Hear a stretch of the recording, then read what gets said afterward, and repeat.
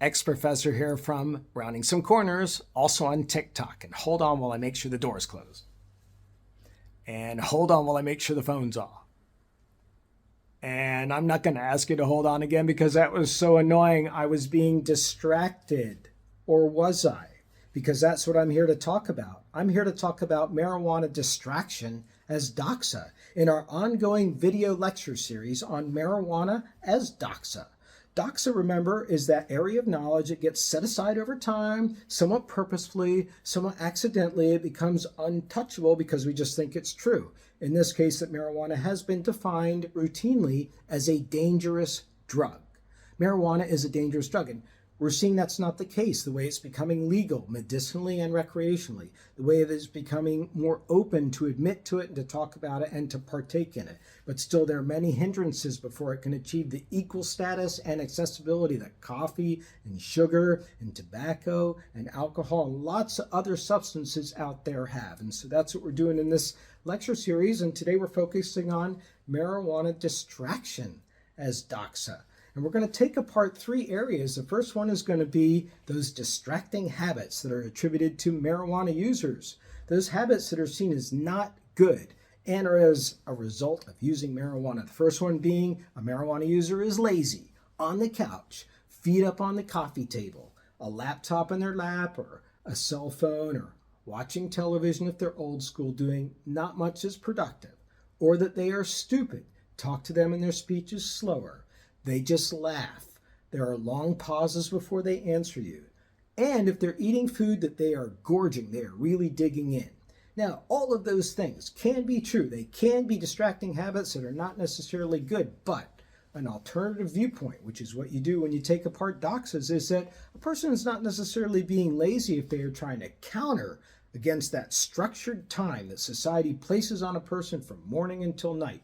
Sure, you get to wake up when you want. Sure, you get to go to bed when you want, sort of.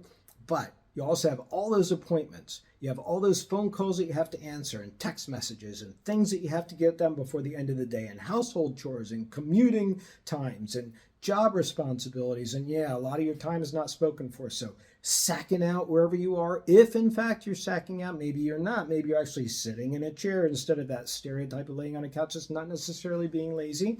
And nor is answering slowly and laughing being stupid. Maybe you are removing yourself from the seriousness of life. Maybe you are trying to decompress and take yourself away from all those intense feelings and thoughts that come at you rapid pace throughout the day.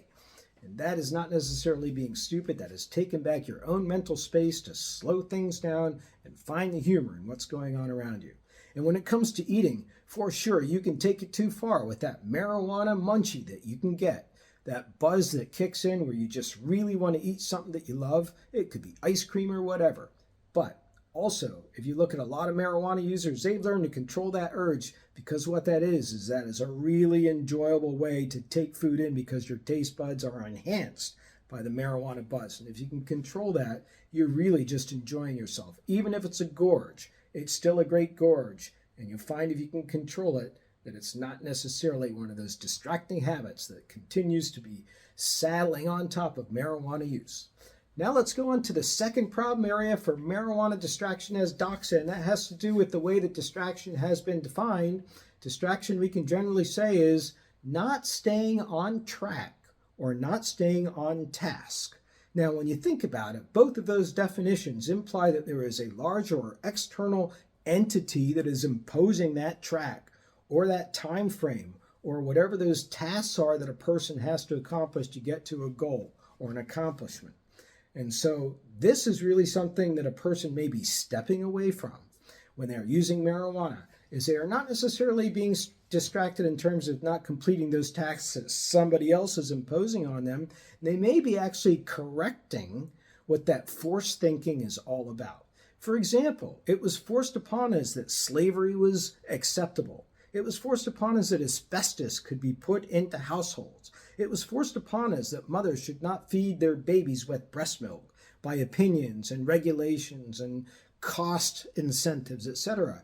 All of those things have been overturned, just as the doxa of marijuana as a dangerous drug is being overturned, but it does take thinking about those bandwagon effects that take place. And that's really what we're talking about here is Distraction being defined wrongly. Distraction is not necessarily being defined wrongly when you're talking about making sure that there is a counter viewpoint to bandwagon thinking, to group effect thinking, where people are just going along with thinking just because everybody else is, even if that thinking is wrong or dangerous or unhealthy. So yes, marijuana users can be taking that time to be distracted, if you want to think of it that way, as a correction to forced upon thinking. And it's really also in that same vein of making sure that your own thinking does not get sucked into that, and that you are making sure you're charting out your own thinking if that's what brings you comfort and peace. Now let's go to the third area of marijuana distraction as doxa. And this has to do with what is a person who's using marijuana truly being distracted from? And is that distraction really a distraction? And if it is it a bad distraction? So let's talk about those main areas. The first one being a person who is taking in marijuana is being distracted on purpose from the structures of external forces. What I mean by that is, yeah, you can decide when you wake up in the morning, technically. You can decide when you go to bed, technically. People do have job responsibilities. People do get wakened up by kids in the household. People do get wakened up by insomnia, etc. But technically you have control over those elements. But once you wake up, you have appointments you have to make, phone calls you have to answer, text messages you have to answer. You have to be at places to pick up things. You have to answer to people who you didn't even expect that were going to be talking to that in a particular day through email and other communication methods. You just have a whole lot of responsibilities that often involve driving around in a car to complete. And so a person's average day is really spoken from morning, noon, and night. That's why so many employees take those lunch breaks, take that time for themselves. That's why so many people just relish those couple minutes in the driveway in their car before they walk into a house full of people. Any of those moments that you can steal back, as small as they are really important in the average person's day. And so this part of marijuana distraction is taking back those moments for yourself. It's forcing against the forces that are external to you, trying to structure your day. And then next up is distraction from yourself. Everybody can get into ways of thinking that are detrimental to their well-being, especially if those ways of thinking are too self-critical to the point where you bring yourself down and you're thinking of yourself as unworthy. That is a place where no person should be, especially when it comes to thinking about themselves. So marijuana is a great tool for many people, not for all people, to steer themselves away from thinking about themselves in detrimental ways, because they can, in a sense, distract themselves from themselves. They can take themselves away from how they were thinking about themselves and then go into another realm. They can think about something completely different, about something funny that happened to them before they came in the door, about something they're looking forward to doing, about some irony in their life. Or they can completely forget what they were thinking about and just move on to something with a clean break. And that is one of the beauties of the marijuana buzz. It allows you to distract yourself from yourself when it is necessary. And sometimes it is even self-survival to be able to do that. But at a very basic minimum, it's just saying, I don't want to be thinking about that. And the best way that I can be not thinking about that is to distract myself from it and think about something else. And that takes us to the last area where we want to talk about distraction as a benefit.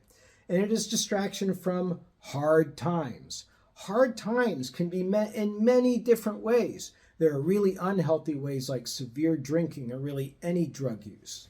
There are also ways like taking out emotionally on other people, imposing too many emotional swings on people, or being too angry at people, or putting them under guilt scenarios.